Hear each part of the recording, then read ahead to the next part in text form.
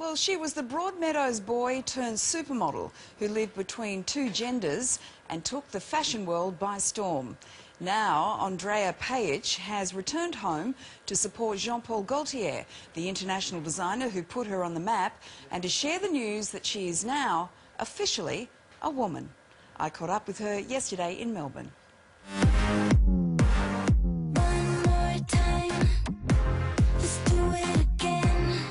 Andreja, for a boy from Broadmeadows, you're certainly a girl in demand. I've always believed that I've had a female identity.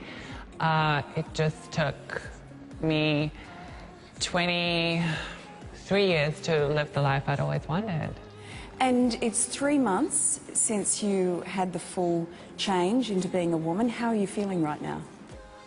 Well, I feel more like myself than ever, and I feel very happy to be back in my hometown. And my transition has allowed me to live a truthful life and to achieve one of my biggest dreams. So it feels good. Let's go back to the beginning, because you arrived in Australia after the war broke out in Bosnia. What do you remember of your early days living in Australia as a refugee? When I moved to Australia, it was a time when childhood was ending, and it was sort of time to grow up and be a boy and, you know, hang out with boys and do boyish things. And none of that came naturally for me. I had to perform. I had to put on an act to sort of fit into mainstream society. But, you know, at the age of 14, I discovered who I was, and I came out to my mum, and I never looked back. What was that like? Was that a difficult moment to tell your mum? It was very emotional. I cried a lot. It was one of the hardest things I've had to do, because I felt like I was disappointing her. But she's a parent that loves her children so much that nothing could take away from that love, which is what I think every parent should be like. And she accepted me, and she's one of my biggest supporters. So tell me about the moment when you were discovered by a model scout. Well, I was discovered on New Year's Eve by an agent named Joseph Tenney from Chadwick's, and I was working at McDonald's. And he came in, he ordered some fries, and he gave me his card. And did he see you as a woman or a man? I think he just thought it was something very interesting. I think he thought that I fit the profile of a model. And you were really starting to make a name for yourself when someone called Jean-Paul Gaultier entered your life. Tell us about that. Well, Jean-Paul Gaultier was one of the first big people in fashion and one of the first designers to use me in a really big way. And we've had some really magical moments. And I think with his help, I did something very unique. And I think he's helped my career go down in the history of fashion. So it's an honor, because he's obviously one of the most legendary designers.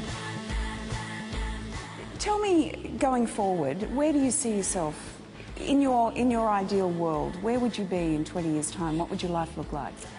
It's a hard question to answer. I hope to, keep modeling for as long as I can. Obviously, there is a limited lifespan to that. I would love to, study something at university. I would love to keep sharing my story and keep inspiring others to share their own story and to achieve great things. Falling in love? That'd be nice too. Marriage would be great. Your kids would be amazing. I've always wanted to be a mother, so. Finally, I know you said that for you, what would feel like success on a very real level would be if you were able to pay off your mum's mortgage. Are we close to that now? Yes, we are. My mum has been one of my biggest supporters, as I've said, and it's been my mission to improve her life and to give back to her, and I think I'm doing that. So it's very, it's what keeps me going, I think. Mum must be so proud. She is. She definitely is. best cheekbones ever, I reckon. Good high cheekbones. Yes. Beautiful. And Andreja is making a documentary about her transition from male to female to help other young people who are in a similar situation. Now, it's a Kickstarter project that is relying on crowdfunding, so if you would like to help, all of the details are on our website. The thing is, in this country, we have a tendency to bag ourselves about how we treat various groups. And that's rightly so sometimes. But when you look at this country and what you can do and become from nowhere... As a refugee from Bosnia? Whatever you want to be, you can be. And it's so glad that I think it's wonderful that we have a society now that it's much more welcoming of whatever you are. It's to be celebrated. Still a long way to go, but anyway, well done to her.